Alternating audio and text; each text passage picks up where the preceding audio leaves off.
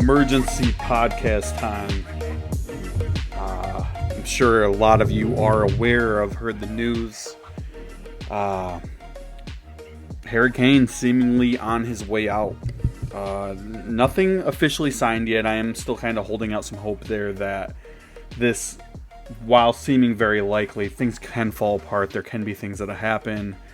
I will say this story from start to supposed finish has been as unknown as you can get. I mean, I think it's fair to say that we're not really certain who knows what right now.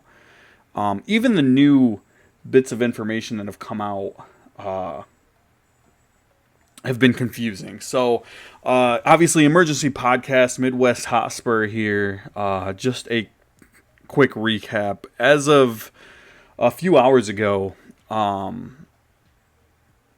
it seems as if Levy and Tottenham have come to terms with an agreement to sell Harry Kane to Bayern.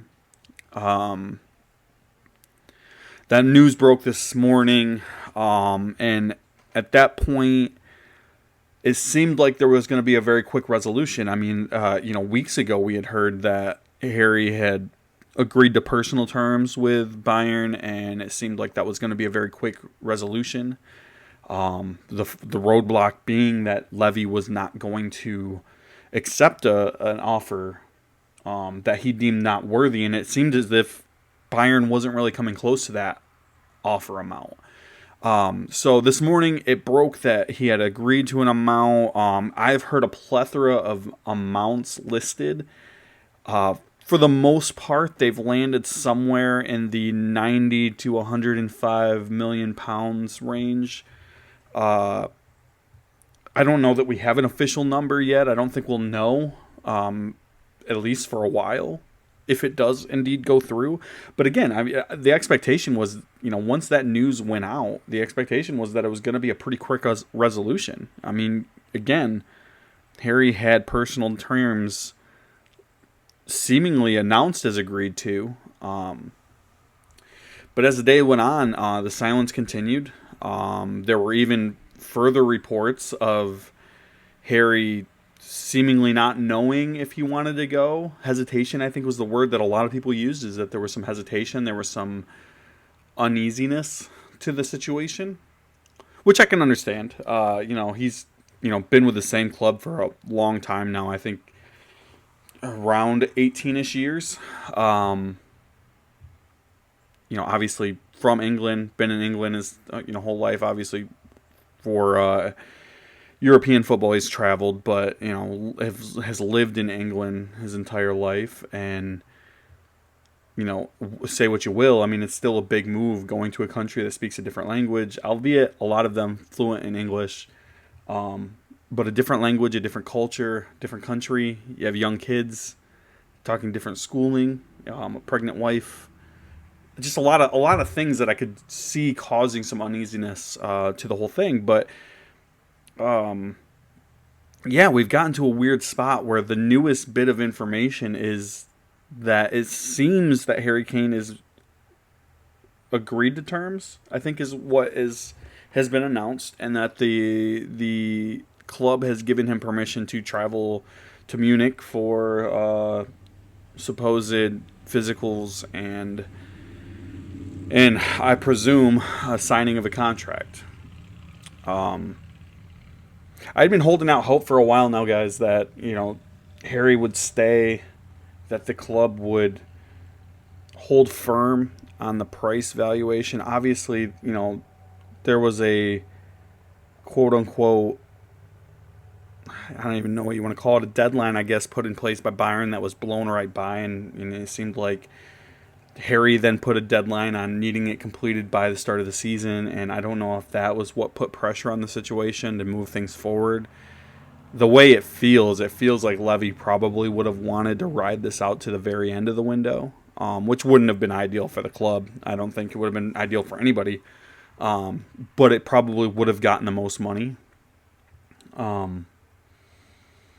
Club's going to be in a weird spot. I know we've had some really big transitions as far as players coming and going over the last couple of years, but obviously none of them will be as big as what this will be, which is that, the Premier League's, or at least was expected, leading goal scorer. I mean, he's not far off from the record, and now, given the rumors of the contract being a 4-year-ish deal, obviously he could still be sold at some point in those couple years. The contract length probably doesn't matter, but if he did stay in Germany for 4 years, I don't think that record's in reach anymore.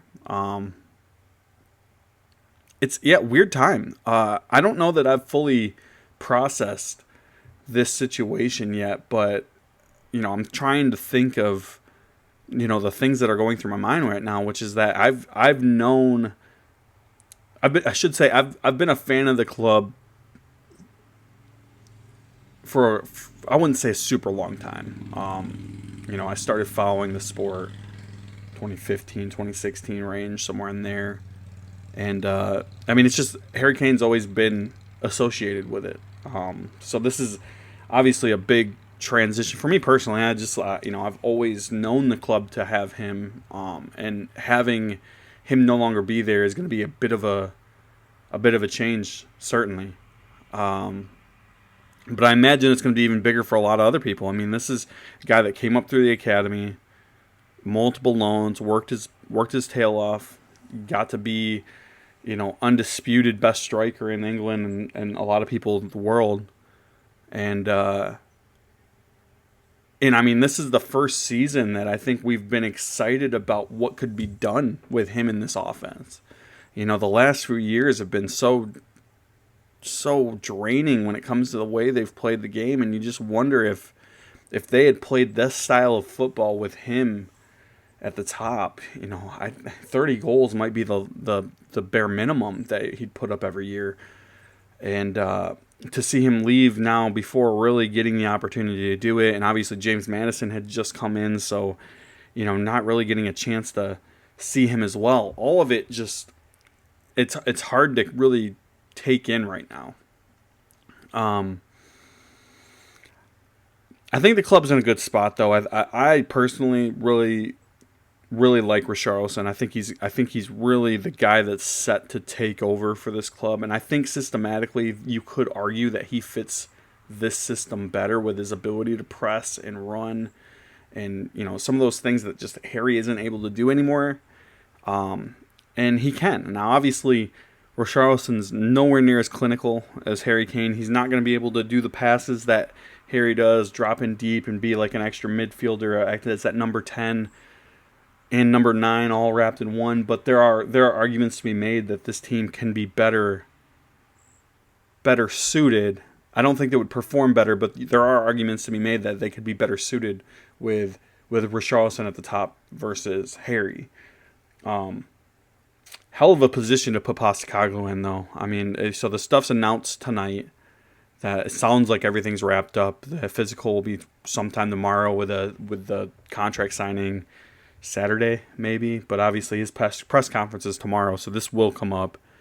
It's likely to dominate the entire press conference. Tough spot to put him in. But I don't know that there would be a good time. Everybody's saying like it's a terrible time to put this kind of transfer through. I haven't heard anybody go, this is great timing. But again, when you're selling your club's probably best player ever, I don't know that there is a good time. It's going to dominate the headlines no matter when you do it.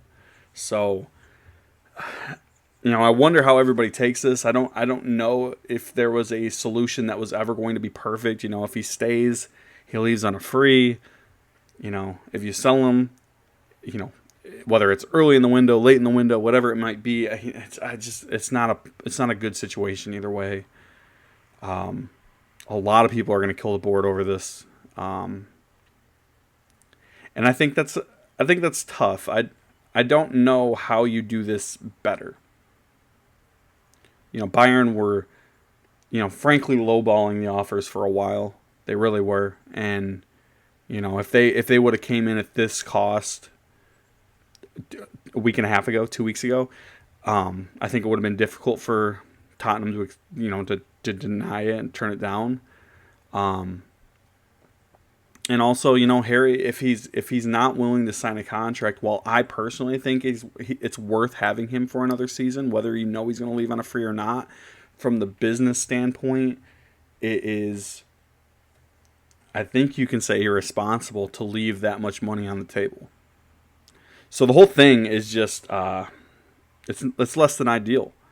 But we're looking at the final days, final hours of Harry Kane at Tottenham.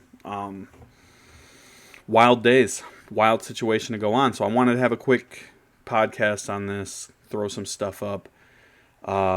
Maybe we get lucky in the next couple days and the whole thing falls apart. I haven't officially seen the here we go from Fabrizio, so it's, I think just like a lot of other people holding out hope that something happens in the next little while for this whole thing to collapse, but it sure seems like there's a whole lot of smoke right now. So appreciate you guys stopping by. We'll see how it goes over the next couple days.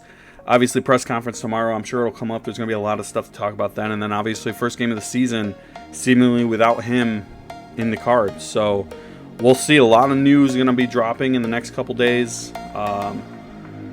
As always, guys, follow me on Twitter. Follow me on YouTube. Midwest Hotspur is the tag for both.